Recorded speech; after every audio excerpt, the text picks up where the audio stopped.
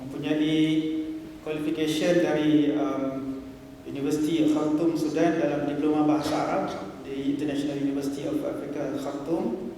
Kemudian juga membuat Islamic Studies di Al-Iman University di Sana'a, Yaman pada tahun 2006. Dan juga Syariah dan Law dari College University Insaniah pada 2012.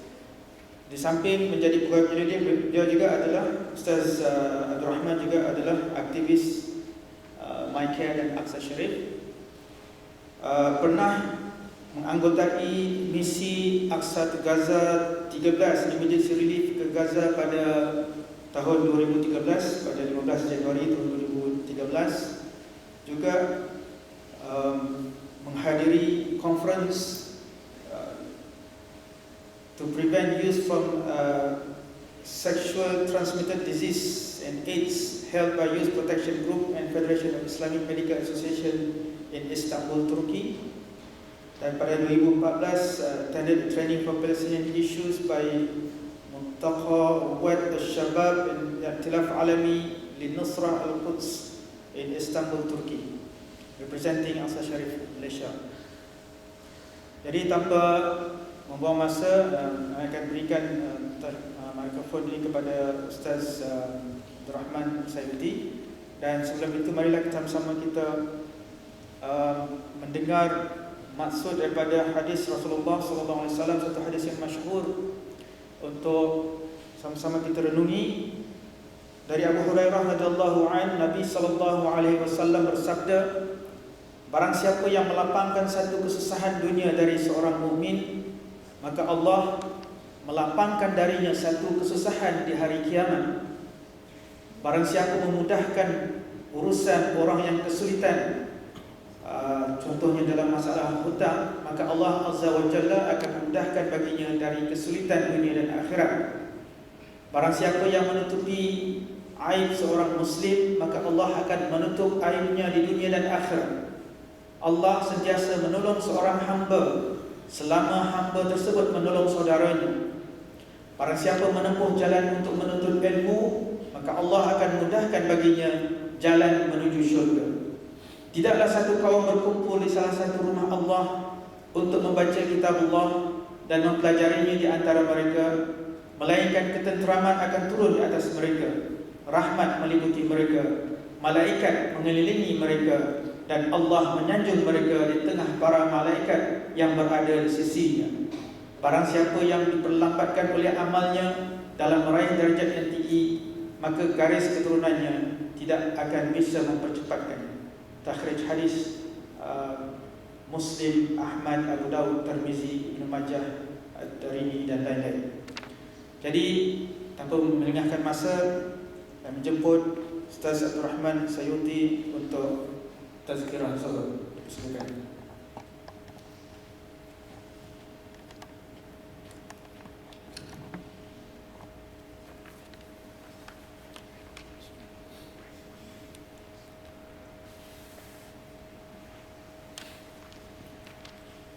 Bismillahirrahmanirrahim. Assalamualaikum warahmatullahi wabarakatuh. Alhamdulillah nahmaduhu wa nasta'inuhu wa nastahdihi wa na'udzu billahi min shururi anfusina wa min sayyiati a'malina. May yahdihillahu fala mudilla lahu wa may yudlil fala hadiya lahu. Wa asyhadu an la ilaha illallah wa asyhadu anna Muhammadan 'abduhu wa rasuluh. Allahumma 'alaika tawakkalna wa ilaika anabna wa ilaikal masir. Rabbana iftah bainana wa baina qaumina bil haqq wa anta khairul fatihin. InsyaAllah pada tengah hari ini kita insyaAllah sama-sama cuba mendengar dan cuba dan sama-sama berkongsi tentang khidmat dan bantuan kemanusiaan. So pada hari ini insyaAllah ana ataupun saya akan cuba kongsikan tentang khidmah menurut kefahaman Islam atau menurut kefahaman Al-Quran dan Sunnah itu sendiri. So insyaAllah sebelum kita masuk pada tajuk ni, teringat dalam satu athar yang diriwayatkan oleh Al-Imam Al-Ghazali Dan juga ada yang mengatakan bahawa asar ini juga diwayatkan oleh Imam Hasan Al-Basri yang mengatakan bahawa alamatu i'radillahi ta'ala 'anil 'abdihi ishtighaluhu bima la ya'ni, iaitu tanda-tanda Allah Ta'ala itu berpaling kepada seorang hambanya itu adalah seorang hamba itu melakukan satu perkara yang tidak ada kena-mengena dengan diri dia, ataupun seorang hamba itu melakukan satu perkara yang sia-sia untuk diri dia sendiri. Wa inna mru'un zahabat sa'atu min umrihi, dan seorang hamba itu yang telah terabai walaupun satu saat dalam umurnya, la jadidu an tatula hasratu ila yaumil qiyamah, cukuplah ia menyesali satu saat itu pada hari kiamat kelak. Okey. Ini asar iaitu atau kata-kata sahabat atau kata tabi'in yang anda cuba nukilkanlah. Dan juga satu firman Allah SWT mengatakan bahawa dalam surah Al-Qasas ayat 68 mengatakan bahawa wa rabbuka yakhluqu ma yasha'u wa yakhtar. Allah Ta'ala itu yakhluqu ma yasha'. Allah Ta'ala itu mencipta apa yang Allah Ta'ala nak cipta, dan Allah Ta'ala itu memilih. Di sini saya cuba untuk mengkaitkan dengan ayat ini adalah Allah Ta'ala telah memilih kita untuk berada di sini. Dan insya-Allah pada kali ini dah satu perkongsian yang insya-Allah kita gunakan perkongsian tazkirah dan ilmu yang insya-Allah kita sama-sama dapat bermanfaatlah insya-Allah. Rabbuka yakhluqu ma yasha'u wa yakhtar. Allah Ta'ala lah yang mencipta dan Allah Ta'ala lah yang memilih. Dan dalam ayat ini juga ulama-ulama cuba mentafsirkan bahawa hak mutlak untuk mencipta dan memilih itu adalah hak mutlak Allah Subhanahu Taala. Allah Ta'ala telah mencipta planet-planet dan segala planet dalam muka bumi ini, dan Allah Ta'ala telah memilih bumi ini sebagai tempat untuk manusia duduk. Dan Allah Ta'ala telah mencipta segala manusia, dan Allah Ta'ala telah memilih di antara manusia itu ada nabi-nabi dan rasul-rasul. Dalam pemilihan nabi-nabi dan rasul itu Allah Ta'ala pilih lagi. Dalam rasul dan nabi-nabi itu Allah Ta'ala pilih lagi rasul yang terbaik adalah Muhammad sallallahu alaihi wasallam sendiri. Wa rabbuka yakhluqu ma yasha'u wa yakhtar. Allah Ta'ala itu mencipta apa yang Allah Ta'ala nak cipta, dan Allah Ta'ala itu memilih. Okay, so insyaAllah pada kali ini kita cuba go through to the point insyaAllah tentang khidmat. Ini akan cuba kupas dan cuba sharing pada kalian tentang khidmah dan bantuan kemanusiaan itu sendiri menurut Al-Quran dan Sunnah. Dia lebih kepada satu prinsip yang kita cuba kupaskan daripada kefahaman Al-Quran dan Sunnah, yang insyaAllah sama-sama kita cuba kongsikan insyaAllah. Okay, asas untuk khidmah ini adalah dalam surah Al-Hajj pada ayat yang 77 mengatakan bahawa ya ayyuhalladzina amanu ruk'u wasjudu wa'budu rabbakum waf'alul khaira la'allakum tuflihun, iaitu wahai orang yang beriman. Okey, ini khitab ataupun satu perkataan yang Allah Ta'ala tujukan kepada ya ayyuhalladzina amanu, khusus pada untuk orang yang beriman. Irka'u, hendaklah kamu rukuk. Wasjudu, hendaklah kamu sujud. Wa'budu, hendaklah kamu sembah Tuhan kamu. Rabbakum waf'alul khair, dan lakukanlah, buatlah satu kebaikan. Waf'alul khaira la'allakum tuflihun, supaya kamu mendapat kemenangan. Okay. Di sini ana ingin mengajak antum semua kalian untuk melihat kepada waf'alul khaira, iaitu lakukanlah perkara-perkara yang baik. Al-khair dalam Al-Quran itu ada banyak maknanya. Di antaranya adalah al-bir. Ini perkataan yang sama makna dengan perkataan al-khair, iaitu kebaikan itu sendiri. Itu al-bir, al-ihsan, ar-rahmah, was-sadaqah. Ini adalah perkataan-perkataan yang sama waktu ataupun sama-sama makna dengan al-khair itu sendiri, perkataan kebaikan itu sendiri. Okey, tuntutan Islam dalam melakukan kebaikan. Okey, kalau kita melihat apakah tuntutan yang ada dalam Al-Quran dan Sunnah tentang kalimat al-khair itu, tentang kebaikan itu sendiri. First sekali tentang al-fi'lu al-khair ataupun fi'lul khairi, iaitu perbuatan yang baik. Dalam surah Al-Hajj yang tadi kita baca tadi, yang first tadi mengatakan bahawa waf'alul khaira la'allakum tuflihun, kamu hendaklah melakukan kebaikan. Ataupun dalam surah Al-Imran ayat 115 mengatakan bahawa wa ma yaf'alu min khairin falan yukfaruh, dan apa sahaja kebaikan yang kamu kerjakan maka sesekali mereka tidak akan dihalangi daripada menerima pahalanya di sisi Allah Subhanahu Wa Taala. Okay, ini tentang al-fi'lul khair, iaitu perbuatan yang baik, iaitu suruhan Allah Subhanahu Wa Taala untuk kita melakukan kebaikan itu sendiri. Okay, yang kedua adalah tentang qaulu al-khair. Kita mestilah bercakap dan berkata dengan perkara yang baik itu sendiri. Dalam Al-Baqarah ayat 83 mengatakan wa qulu lin-nasi husna. Ucapkanlah kata-kata yang baik kepada manusia itu sendiri. Dan juga dalam hadis Bukhari dan Muslim mengatakan bahawa man kana yu'minu billahi wal yawmil akhir falyaqul khairan aw liyasmut.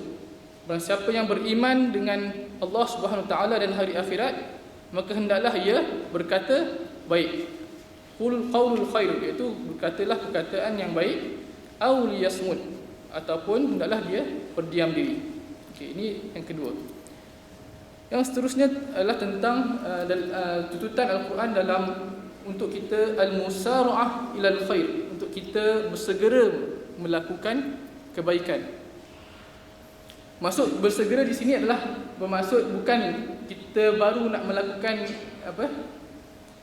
kebaikan. Maksudnya maybe sebelum tu kita terlewat, slow sikit kan. Tapi dalam istilah Quran al-musara'ah ialah kita bersegera, laju untuk melakukan kebaikan.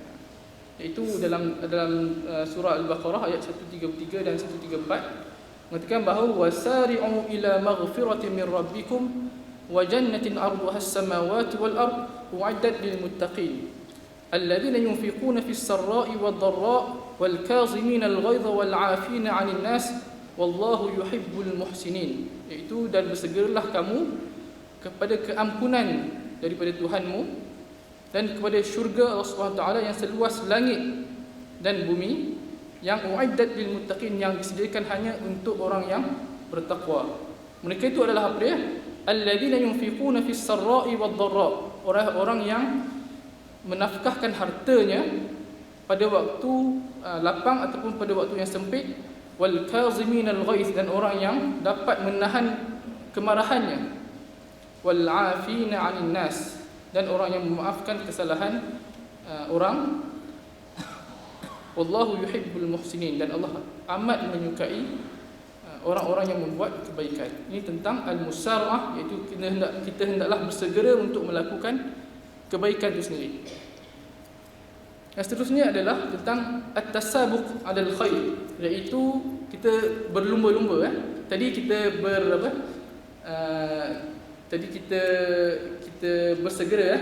Sekarang ini kita cuba berlumba-lumba untuk melakukan kebaikan, iaitu at-tasabuq 'alal khairi.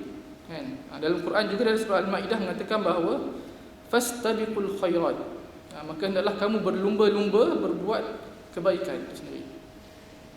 Ilallahi marji'ukum jami'a, kepada Allah lah kita akan kembali semuanya. Ini tentang berlumba-lumba. Okey, di situ kalau kita lihat istilah at-tasaruq dan at-tasabuq merupakan satu istilah yang berbeza daripada yang berbeza, amat berbezalah tasaruq dan at-tasabuq ini. Yang kedua adalah ad-da'wah ilal khair. Quran dan sunnah juga menganjur kita untuk kita mengajak untuk membuat kebaikan. Bukan hanya kita saja yang melakukan kebaikan, tetapi kita hendaklah mengajak untuk melakukan kebaikan itu sendiri. Dalam surah Al-Imran ayat 104 mengatakan bahawa wal takum minkum ummatun yad'una ilal khair, hendaklah kerana ada daripada kalian satu ummah, satu kelompok, yad'una ilal khair, yang mengajak kepada kebaikan itu sendiri. Kalau sambung ayat ini mengatakan bahawa wa ya'muruna bil ma'ruf wa yanhauna 'anil munkar, yang mengajak kepada kebaikan dan yang melarang kepada kemungkaran. Dan seterusnya dalam hadis riwayat Muslim juga mengatakan bahawa man dalla ala khairin falahu mithlu ajri fa'ilihi, iaitu barang siapa yang menunjukkan kepada suatu kebaikan maka dia memperoleh pahala seperti pahala orang yang mengerjakannya. Maksudnya di sini bahawa seorang yang mengajak kepada kebaikan itu dan seorang yang terajak ataupun yang mengikuti kebaikan itu, pahala yang didapat itu juga didapat pada orang yang mengajak kepada kebaikan itu sendiri. Ataupun dalam hadis yang lain tentang mengatakan bahawa man sanna fil islami sunnatan hasanatan falahu ajruha min ghairi an yanqusa min ujurihim syai'a. Siapa yang mensanna, menunjukkan satu qudwah yang baik, melakukan kebaikan dan menunjukkan kepada yang orang lain, mensanna fil Islam satu sunnah yang baik, falahu ajruha, maka dia menjadi satu pahala min ghairi an yanqusa min ujurihim syai'a, yang diikuti, pahala yang diikuti oleh orang yang lain, maka pahala itu tidak akan dikurang sedikit pun daripada pahala yang didapat itu sendiri. Okay, yang seterusnya tentang al-haddu 'ala al-khairi. Ini anjuran dalam Al-Quran dan hadis mengatakan bahawa tentang mendorong dan kita menganjur kepada kebaikan itu sendiri. Okay, di sini dalam surah Al-Ma'un kita baca sikit ya. Ara'aita alladhi yukadzibu bid-din fadhalika alladhi yad'u al-yatim wa la yahuddu 'ala ta'amil miskin fawailul lil musallin الذين هم عن صلاتهم ساهون الذين هم يراءون ويمنعون الماعون. Itu ara'aita alladhi yukadzibu bid-din, tahukah kamu orang yang mendustakan agama, iaitu fadzalika alladhi yad'u al-yatim, itu orang yang mengherdik anak yatim ataupun menghalang anak yatim, wala yahuddu ala ta'amil miskin, dan juga dia tidak mendorong memberi makan fakir miskin. Fawailul lil musallin, maka celakalah bagi orang yang solat, iaitu alladzina hum an salatihim sahun, iaitu mereka yang lalai daripada solatnya. Wal alladzina hum yura'un wa yamna'un al ma'un, iaitu mereka yang riak dalam solatnya dan mereka ini yang enggan memberi bantuan. Okay, ini tentang al-haddu ila al-khairi, adalah dorongan untuk kita mengajak kepada kebaikan dan kita jangan melarang orang daripada melakukan kebaikan itu sendiri. Okey, yang seterusnya adalah niyatul khair. Niat yang baik. Ya, niat yang baik itu sendiri. Dalam satu hadis mengatakan bahawa innallaha katabal hasanati was sayyi'at thumma bayyana dzalika. Sebenarnya Allah Taala telah menetapkan nilai kebaikan dan kejahatan. Kemudian Allah Ta'ala menjelaskan apakah yang dimaksudkan itu adalah faman hamma bihasanatin, barang siapa yang berniat mengerjakan kebaikan, falam ya'malha, tapi dia tak buat, dia hanya niat perkara yang baik tapi dia tidak mengerjakan perkara itu, maka baginya kataballahu 'indahu hasanatan kamilah, maka Allah Ta'ala mencatatkan kepadanya satu kebaikan yang sempurna. Wa in hamma biha fa'amilaha katabaha Allahu 'indahu 10 hasanatin. Sekiranya seorang hamba itu niat perkara yang baik dan melakukan perkara yang baik itu, maka Allah Ta'ala mencatatkan baginya 10 kali ganda pahala hingga ke 700 kebaikan yang banyak. Wa in hamma bisayyi'atin, kemudian wa in hamma bisayyi'atin, dia berniat untuk melakukan satu keburukan, falam ya'malha, tapi dan dia tidak melakukan perkara yang buruk itu, kataballahu 'indahu hasanatan kamilah, maka Allah Ta'ala tetapkan baginya satu pahala yang sempurna. Walaupun dia niat yang tidak baik tapi dia tidak melakukannya, Allah Ta'ala tetap beri padanya pahala satu yang sempurna itu. Wa in hamma biha fa'amilaha katabaha Allahu sayyi'atan wahidah. Sekiranya seorang itu berniat melakukan satu perkara yang buruk, kemudian dia melakukan perkara itu, maka Allah Ta'ala mencatat baginya satu kejahatan sahaja. Ini tentang niat yang baik. Juga dalam fiqh, dalam perundangan Islam dikatakan bahawa satu kaedah mengatakan bahawa ia satu hadis mengatakan bahawa niyatul mukmin khairu min amali. Niat seorang mukmin itu lebih baik daripada amalannya. Kerana apa? Kerana seorang yang melakukan satu amal tanpa niat yang ikhlas, maka amal itu tidak diterima. Seorang itu yang niat yang baik, walaupun dia tidak beramal dengan niat itu, maka dia diberi ganjaran oleh Allah SWT juga. Okey. Dan seterusnya adalah tentang fi'il khairi wa in saghur. Wa in saghura, iaitu kita melakukan kebaikan walaupun ia kecil dan sedikit. Buatlah apa-apa kebaikan. Iaitu faman ya'mal mithqala dzarratin khairan yarah. Dalam surah Al-Zalzalah dan surah-surah yang lain banyak juga yang cerita tentang faman ya'mal mithqala dzarratin. Barang siapa yang mengerjakan kebaikan walaupun sebesar zarah, nescaya dia akan melihat balasannya khairan yarah di sisi Allah SWT kelak nanti. Dan juga satu hadis mengatakan bahawa inna niyyatus salihata satqallabul 'adah ila al-ibadah. Dan juga mengatakan bahawa rubba amalin saghirin tukabbiruhu niyyah wa rubba amalin kabirin tusaghiruhu niyyah. Boleh jadi satu amal yang kecil itu akan menjadi besar disebabkan oleh niat. Dan boleh jadi juga satu amalan yang besar menjadi kecil disebabkan oleh niat juga. Okey. Dan seterusnya tentang dhammu al-manna'in lil khairi, iaitu celaan bagi orang yang melarang melakukan kebaikan itu sendiri. Tadi kita tentang al-haddu ala fi'l khair.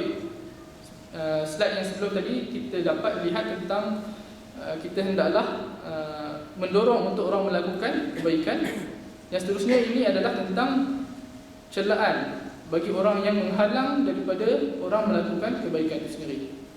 Dalam surah Al-Qalam ayat 10 sampai 12 Allah Taala mengatakan bahawa wala tuti'i kulla halafin mahin hammazin masya'in binamim manna'in lil khairi mu'tadin athim. Dan janganlah kamu ikuti setiap orang yang banyak bersumpah lagi hina. Hammazin masya'in binamim, orang yang banyak mencela, yang suka menghamburkan fitnah, iaitu manna'in lil khairi mu'tadin athim, yang merintangi dan yang menghalang kebaikan dan melampaui batas lagi banyak dosa. Manna'in lil khairi, iaitu orang yang menghalang kebaikan, mu'tadin athim, dan melampaui dan lagi banyak dosa. Dan seterusnya adalah tentang at-ta'awanu 'alal birri wat taqwa. Okey, ini satu anjuran, satu suruhan daripada Al-Quran mengatakan bahawa kita hendaklah saling tolong-menolong dalam melakukan setiap urusan kebaikan dan ketakwaan itu sendiri. Sebenarnya yang ayat yang famous kita selalu dengar, iaitu wa ta'awanu 'alal birri wat taqwa, adalah kita saling tolong-menolong dalam perkara kebaikan dan ketakwaan itu. Wala ta'awanu 'alal itsmi wal 'udwan, dan kita hendaklah jangan kita tolong dalam perkara yang untuk mendapatkan dosa dan maksiat kepada Allah Taala. Okey, itu sendiri ya. Yang seterusnya apa yang kita cuba sharekan di sini adalah tentang apakah ganjaran yang kita akan dapat daripada Allah Taala dalam kita berkhidmat kepada manusia itu sendiri. Dalam hadis Abi Hurairah radhiyallahu taala adalah hadis Abi Hurairah radhiyallahu anhu, qala Nabi sallallahu alaihi wasallam mengatakan bahawa as-sa'i 'alal armalah wal miskin kal mujahidi fi sabilillah aw al-qa'imil lail as-sa'imin nahar, iaitu orang-orang yang berusaha untuk membantu wanita janda, orang miskin itu bagaikan orang yang berperang jihad fi sabilillah, atau bagaikan orang yang bangun solat di tengah malam dan puasa di siang hari. Ini adalah ganjaran daripada Allah Taala tentang orang yang berusaha untuk membantu manusia yang macam ni. Dan seterusnya dalam hadis yang lain daripada Abu Hurairah radhiyallahu taala anhu radhiyallahu telah bersabda Rasulullah SAW berkata, wallahu fi auni al-'abdi ma kana al-'abdu fi auni akhihi, iaitu Allah sentiasa menolong seorang hamba-Nya selama mana hamba itu menolong saudaranya. Dan juga hadis yang lain daripada Abu Hurairah radhiyallahu anhu bahwasanya mengatakan bahawa Rasulullah SAW akan tentang ada seorang pernah mengadukan kepada Rasulullah SAW tentang kerasnya hatinya. Dia mengadu, seorang sahabat mengadu pada Rasulullah tentang kerasnya hatinya. Maka Rasulullah SAW bersabda kepadanya, in aradta an talina qalbak, jika kamu hendak melembutkan hati kamu, hendaklah fa'at'im miskin, hendaklah kamu memberi makan kepada orang yang miskin, wamsah ra'sal yatim, hendaklah kamu menyapu ataupun usaplah kepala anak-anak yatim sendiri. Ini satu satu wasilah ataupun satu cara untuk kita melembutkan hati kita yang ditunjukkan oleh Rasulullah SAW itu sendiri, iaitu at'imul miskin, memberi makan orang miskin, dan juga wamsah ra'sal yatim, usaplah kepala anak yatim sendiri. Maksud ni dia just bukanlah maksud kita just usap saja, maksudnya kita bantu anak yatim itu dalam hadis ni. Okey, insya-Allah kita dah sampai kepada kesimpulan pada hari ini. Insya-Allah apa yang kita boleh dapat pada hari ini dan pada perkongsian pada kali ini adalah tentang kita manusia akan ada sentiasa ada dua tarikan yang akan menarik kita, akan sentiasa membisik hati manusia, iaitu adalah tentang bisikan iblis dan syaitan, dan juga daripada seruan daripada Allah SWT itu sendiri. Akan sentiasa ada dua perkara ini. Dalam surah Al-Baqarah ayat 268 mengatakan bahawa asy-syaitanu ya'idukumul faqra wa ya'murukum bil fahsya. Syaitan dia akan sentiasa membisik kepada kita dan akan menakutkan kita daripada melakukan kebaikan dengan mengatakan bahawa ya'idukumul faqra, dia akan sentiasa menakutkan kamu tentang kemiskinan ini. Dia kata infaklah, maka syaitan kata kamu akan miskin. Ini adalah bisikan syaitan yang akan sentiasa membisik kepada hati manusia. Asy-syaitanu ya'idukumul faqra wa ya'murukum bil fahsya, dan dia akan menyuruh kamu untuk melakukan perkara yang jahat, iaitu kikir. Dan wallahu ya'idukumul maghfiratan minhu wa fadlan, tetapi Allah SWT itulah yang menjanjikan kepada kamu satu maghfirah, keampunan daripada Allah SWT, dan fadlan, kurniaan Allah SWT, kelebihan Allah Ta'ala. Wallahu wasi'un alim, dan Allah Ta'ala maha luas kurniaannya dan lagi maha mengetahui. Ini dalam surah Al-Baqarah ayat 268. Okay, ini tentang bisikan daripada syaitan dan juga bisikan daripada dan ilham daripada Allah SWT di dalam hati manusia itu sendiri. So insyaAllah sebelum anda mengakhiri tazkirah atau perkongsian pada kali ini, insyaAllah kami di MyCare ataupun Humanitarian Care Malaysia yang terletaknya di pejabatnya di Seri Kembangan, insyaAllah ada sedikit kita buat satu projek tentang Bulakan Learning Center yang kita akan bina dalam satu penempatan untuk mereka yang miskin. Dan BLC ini, Bulakan Learning Center ini juga dibina untuk bukan hanya untuk orang Islam, tetapi juga penduduk-penduduk kawasan yang di sekitarnya yang tidak berkemampuan juga kita ambil untuk bersama-sama dalam BLC ini. Okay, ini satu tentang projek yang dijalankan oleh MyCare, iaitu projek pembelian tanah wakaf untuk Bulakan Learning Center, yang sama-sama tuan-tuan boleh lihat pada flyers yang kita akan beri. So insyaAllah kita punya tanah wakaf, tanah yang kita sediakan adalah satu lot bersamaan RM50. Kita perlukan 500 lot lagi untuk kita start projek kita kali ini di Bulakan Learning Center yang terletak di mana? Di Manila. Dan kawasan yang di penempatan yang ramainya orang Islam di situ, di Pulau Luzon. So insyaAllah rasa cukup untuk perkongsian kita pada kali ini, untuk kita sama-sama muhasabah dan untuk sama-sama kita kongsikan tentang khidmat menurut kefahaman kita dalam Al-Quran dan Sunnah itu sendiri. So insyaAllah tanpa buang masa lagi, tutup pada kali ini. Yang baik itu daripada Allah Taala dan yang buruk itu daripada diri anda sendiri. Assalamualaikum warahmatullahi wabarakatuh.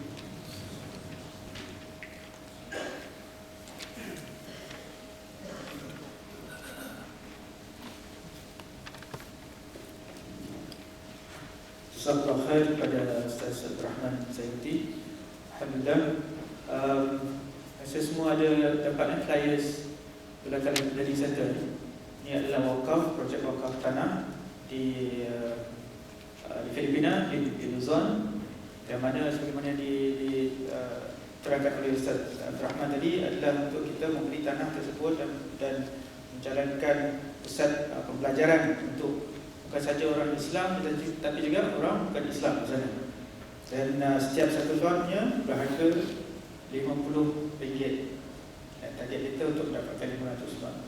Jadi di belakang kita ada sejadah yang akan kita kumpulkan dan boleh berikan sama ada ikut lot ataupun banyak yang diperlukan. Dan kita juga ada beritahu bahawa kita masih lagi menjalankan kempen untuk full Formadaya. Jadi itu ikut niat tuan-tuan lah. Dua-duanya kita terima untuk hari ini. Sekian, insyaAllah. Selepas ini dikatakan ada buat salat hajat kan? Assalamualaikum warahmatullahi wabarakatuh.